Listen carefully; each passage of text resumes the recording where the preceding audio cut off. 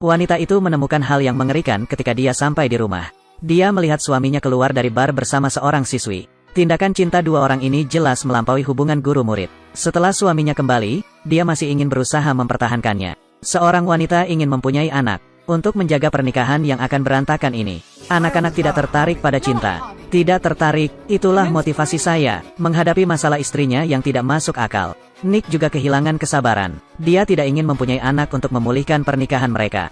Dia begitu kejam sehingga dia mendorongnya hingga jatuh, memandang pria di depannya. Wanita itu patah hati. Untuk membalas dendam pada bajingan ini, dia menghabiskan 10 kg darah. Lemparkan dengan keras ke dalam lemari. Tuangkan sisanya ke tanah, lalu sebarkan di lantai. Dia melepas sarung tangannya. Buat jejak yang menarik. Terakhir, keluarkan tisu. Bersihkan. Wanita itu menyeka semua darahnya. Kemudian dia mengambil sebatang kayu dan mencelupkannya ke dalam darah. Taruh di perapian dan nyalakan. Dia membalikkan sofa, hancurkan meja kopi kaca menjadi beberapa bagian. Akhirnya, wanita itu melompat ke dalam danau sambil memegang batu tersebut. Dia hanya berharap polisi bisa menemukan mayatnya secepat mungkin. Saat ini, Nick masih berada di bar saudara perempuannya. Namun tiba-tiba menerima telepon dari tetangga. Tunggu sampai dia kembali. Pintunya juga terbuka sedikit. Setelah tidak melihat jejak Lisa, Nick diam-diam bahagia di dalam hatinya. Karena mereka sudah lama mulai tidak menyukai satu sama lain. Jika istri tiba-tiba bisa pergi, itu sesuai dengan keinginannya. Tapi Nick tidak akan pernah mengharapkan hal itu. Sejak dia memasuki rumah besar ini, dia telah jatuh ke dalam rencana Lisa. Yang menarik perhatiannya adalah meja kopi pecah di ruang tamu. Tak lama kemudian polisi tiba. Nick bilang itu karena ayahnya sakit. Dia dan istrinya baru saja pindah ke sini 2 tahun lalu. Dia bahkan membuka bar di sini untuk adikku. Nick curiga istrinya telah diculik. Ruangan itu tetap bersih dan rapi. Kecuali setrika listriknya masih dicabut. Hanya setetes darah di lemari dapur. Selain itu tidak ada yang aneh. Polisi membawa Nick ke kantor polisi. Sidik jari dan air liurnya dikumpulkan. Namun, ketika petugas polisi wanita tersebut bertanya tentang keadaan dasar Lisa, dia bersikap ragu-ragu, bahkan tidak mengetahui golongan darah istrinya. Hal ini juga membuat polisi curiga terhadapnya, karena rumah tersebut masih memerlukan penyelidikan menyeluruh. Awalnya Nick hanya bisa tinggal di rumah adiknya selama beberapa hari. Namun tak lama kemudian dokter forensik menemukannya di tempat kejadian. Noda darah di lemari tampak seperti bercak. Tidak mengherankan jika hal itu sering terjadi di dapur. Namun posisi ini agak tinggi. Saat ini, rekan-rekan juga menemukan, bukan hanya villa ini, semua aset mereka atas nama Lisa, juga menggunakan kartunya untuk belanja sehari-hari. Bahkan bar saudara perempuannya disponsori oleh Lisa. Polisi juga menemukan barang-barang pribadinya. Menemukan surat bertanda, petunjuk. Karena status Lisa sebagai publik figur. Keesokan harinya Nick mengadakan konferensi pers dengan mertuanya, berharap mendapatkan petunjuk dari orang dalam. Ayahnya tidak hanya membuka hotline 24/7 untuknya, juga merekrut banyak relawan. Tapi perhatian Nick tampak terganggu. Pria itu bahkan tertawa terbahak-bahak saat konferensi pers. Setelah semuanya selesai, petugas polisi wanita itu menemukan Nick sendirian lagi. Keluarkan surat tadi malam. Tapi Nick menjelaskan, ini adalah permainan berburu harta karun yang mereka berdua mainkan di hari ulang tahun pernikahan mereka. Petugas polisi wanita tersebut mengira ini mungkin petunjuk yang ditinggalkan oleh Lisa. Seperti yang diminta oleh surat itu, Nick pergi ke kantornya. Benar saja, dia menemukan petunjuk kedua di atas meja. Di atasnya diminta untuk menemukan rumah kayu berwarna coklat. Namun polisi wanita itu mendapat kejutan di sini. Nick juga panik saat melihat ini. Dia segera melanjutkan perjalanan dan mengatakan dia bahkan tidak tahu di mana rumah berwarna coklat itu berada. Bisa menunggu sampai malam, tapi dia diam-diam pergi ke sebuah rumah kayu yang ditinggalkan. Tapi saya tidak menyangka saat pertama kali membukanya. Lonceng peringatan berbunyi tanpa henti. Dan kemudian perusahaan keamanan menelepon. Nick menjelaskan bahwa dia memasukkan kata sandi yang salah, berharap pihak lain dapat membatalkan alarm. Namun saat ini, dia menemukan petunjuk ketiga di atas meja. Nick belum sempat menontonnya. Melihat petugas polisi wanita masuk, dia dengan cepat memasukkan surat itu ke dalam sakunya secara diam-diam. Dia jelas ingin menyembunyikan informasi ini. Nick berkata ini adalah rumah tua peninggalan ayahnya. Setelah dirawat di panti jompo, setiap minggu dia akan datang ke sini untuk memeriksa. Polisi wanita itu bertanya apakah ini rumah berwarna coklat yang disebutkan dalam surat itu. Tapi Nick mengatakan itu tidak mungkin. Itu jelas merupakan rumah kayu berwarna biru. Meskipun petugas polisi wanita itu meragukan kata-katanya. Namun karena tidak ada bukti yang kuat, mereka hanya bisa melihat Nick pergi. Namun, saat dia berbalik dan mengambil surat itu, saya melihat istri saya mengatakan dia ingin menghukum saya. Karena alasan ini, dia menyembunyikan hadiah ulang tahun pernikahannya yang kelima. Lalu Nick juga teringat, keduanya bertemu di sebuah pesta. Segera mereka jatuh cinta. Setelah menikah, mereka menjadi pasangan teladan di mata semua orang. Lisa adalah seorang penulis lokal terkenal.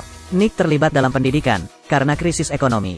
Dia kehilangan pekerjaannya segera setelah menikah. Sejak saat itu Nick mulai membuat kekacauan, jangan hanya bermain video game setiap hari.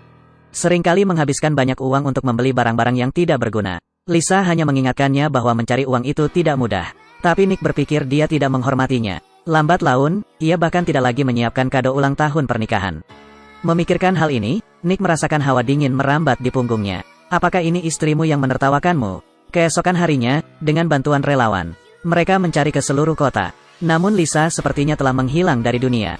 Tidak ada jejak yang tersisa. Saat Nick kembali, melihat segala macam keraguan tentang dirinya di TV lagi. Bahkan adik perempuannya pun tidak mengerti bagaimana dia tertawa saat konferensi pers, bahkan bertanya-tanya apakah dia mempunyai cinta baru. Namun, setelah adiknya kembali ke kamarnya untuk beristirahat, Nick menerima pesannya. Tanpa diduga, orang yang memiliki hubungan tidak jelas dengannya adalah siswa itu. Tapi saat ini dia sedang tidak mood sama sekali. Gadis itu hanya bisa diberhentikan dengan beberapa kata asal-asalan. Namun karena itu, dia dipukuli oleh saudara perempuannya. Setelah mengetahui kebenarannya, dia mengutuk Nick. Karena pada saat kritis ini, skandal apapun dapat menyebabkan dia merugikan dirinya sendiri. Terlebih lagi, kini media mulai meragukannya. Mereka mencurigai Lisa dibunuh, dan tersangka terbesarnya adalah Nick, serentak. Forensik juga membuat penemuan penting. Setelah mereka melakukan uji fluoresensi di lapangan, sejumlah besar darah juga ditemukan di lantai yang telah dibersihkan. Setelah membandingkan golongan darah, maka itu pasti cocok untuk Lisa, dan sisi lainnya, untuk berterima kasih kepada para sukarelawan di kota. Nick sekali lagi memberikan pidato terima kasih, dan menegaskan kembali bahwa dia dan istrinya sangat saling mencintai. Bukan itu yang beredar di internet. Wahyu sejati ini juga menipu manusia. Tidak terduga saat ini, tetangga perempuan itu tiba-tiba keluar dari kerumunan, jangan hanya menyebutnya monster. Dia juga mengatakan bahwa Lisa hamil sebelum dia menghilang. Berita tak terduga mendorongnya ke permukaan lagi. Bahkan orang tua istrinya mencurigai dia adalah seorang pembunuh. Di tengah omelan orang banyak, Nick hanya bisa melarikan diri. Untungnya ada pengawalan polisi. Dia baru saja melarikan diri ke rumah. Dihadapkan pada pertanyaan dari petugas polisi wanita, Nick bilang dia tidak tahu dia hamil. Ia juga percaya bahwa istrinya tidak bisa berteman baik dengan tetangga. Namun beberapa foto berikutnya membuatnya tercengang. Nick tidak akan pernah memimpikannya hal itu. Istrinya sebenarnya berteman dengan tetangganya. Melihat itu, dia masih ingin mencari alasan. Petugas polisi wanita mengatakan mereka memeriksa rumah sakit. Dikonfirmasi bahwa Lisa sedang hamil. Menurut penyelidikan mereka di tempat kejadian, dan petunjuk yang ditemukan oleh ilmuwan forensik, dia benar-benar curiga Nick ada hubungannya dengan hal itu. Kami merasa ada yang tidak beres begitu kami melihat area ini. Semuanya tampak seperti bisa dipajang. Lihat. Mengalami perjuangan hidup dan mati. Tetapi masih sangat teratur. Saya tidak tahu apa yang Anda ingin saya katakan. Apakah kamu membersihkan rumah setelah istrimu menghilang? Tidak, karena orang-orang kami melakukan uji fluoresensi. Saya minta maaf untuk memberitahu Anda bahwa dapurnya sangat terang. Lisa mengeluarkan banyak darah di sana. Nick, banyak. Ya Tuhan, benar. Lalu seseorang menariknya pergi. Tunggu sebentar, jika mereka ingin membuat TKP, mengapa darahnya harus diambil? Tidak ada darah dan tidak ada tubuh berarti penculikan. Kami diperintahkan untuk menyelidiki orang luar. Seperti bajingan yang terus kamu bicarakan. Darah di tanah tanpa tubuh berarti pembunuhan. Jadi kita harus menyelidiki anggota keluarganya. Polisi wanita itu kemudian mengeluarkan catatan konsumen terbaru Nick. Ia diketahui tidak memiliki pekerjaan dan kerap membeli banyak barang mewah. Dan juga utang kartu kredit ratusan ribu dolar. Namun setelah Nick melihatnya, dia dengan tegas menyangkalnya. Dia yakin dia tidak membeli barang-barang ini sendiri. Tapi polisi wanita itu tidak akan mempercayainya. Karena dia juga membelikan asuransi kecelakaan bernilai tinggi untuk istrinya. Semua tindakan tersebut membuat polisi mencurigai dia memiliki motif pembunuhan. Karena tidak ada mayat yang ditemukan, kami belum mempunyai wewenang untuk menangkap Nick.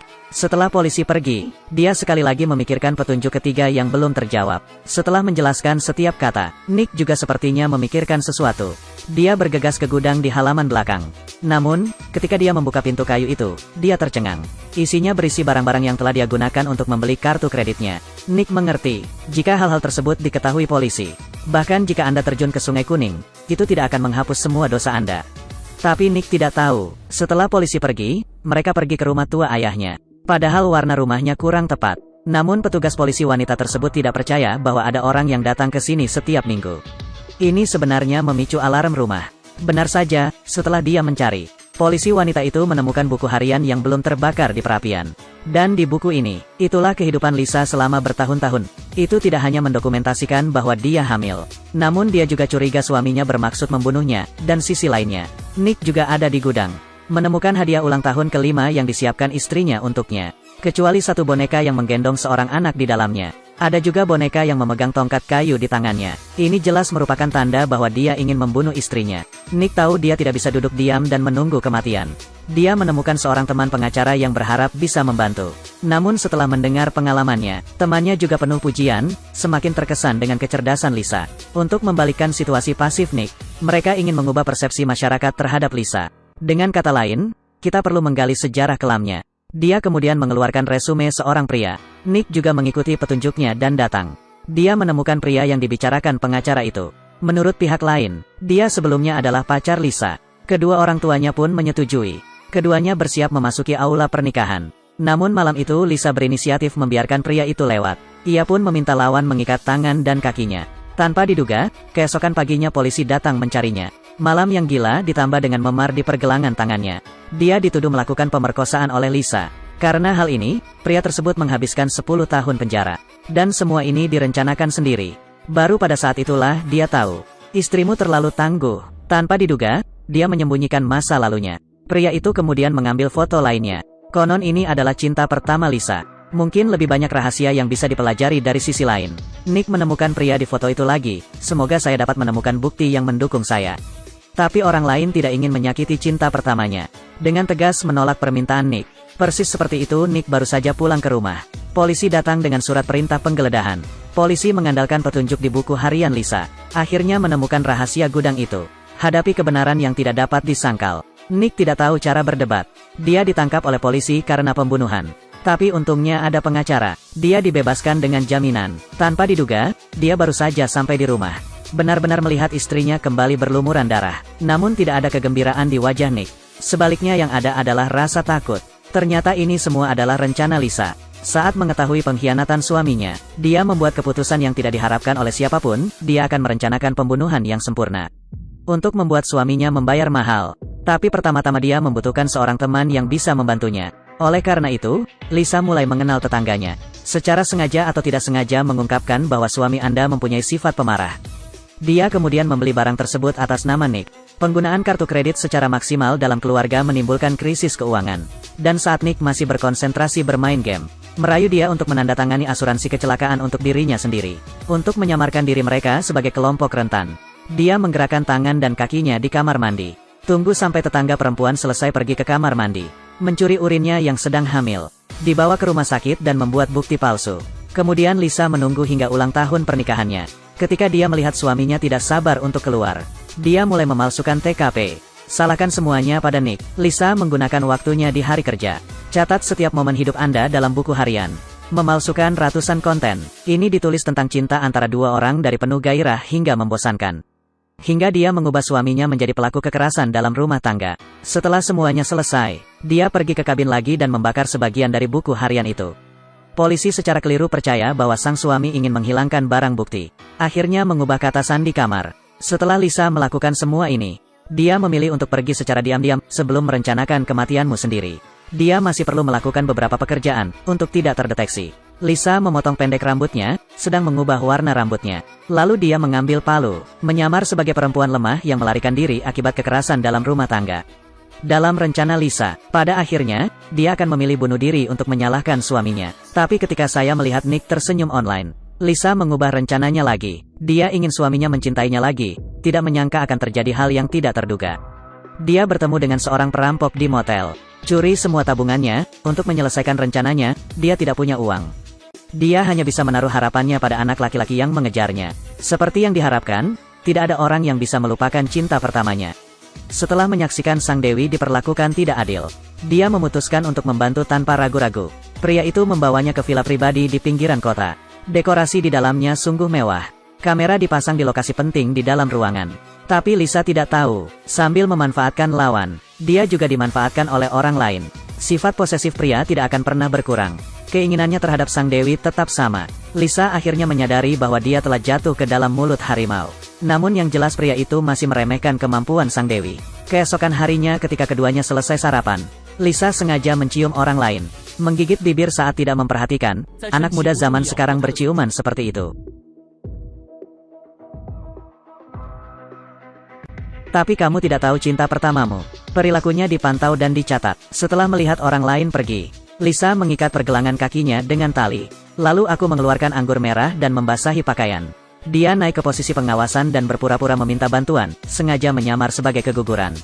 Lalu dia mengenakan pakaian bersih. Gunakan tali untuk meninggalkan bekas di pergelangan tangan. Terakhir, keluarkan anggur merahnya. Berpura-pura diperkosa, tunggu sampai cinta pertamamu kembali ke rumah. Lisa membujuknya ke kamar. Setelah melihat seorang pria mengendurkan kewaspadaannya, dia kemudian menggunakan pisau untuk menggorok lehernya. Akhirnya, kesuksesan kembali ke tangan Nick. Dokter memeriksa lukanya, juga cukup yakin bahwa Lisa diperkosa. Dia membingkai segala sesuatu di sekitar cinta pertamanya. Pada saat yang sama, kamera pengintai yang ditemukan polisi di villa juga ditambahkan.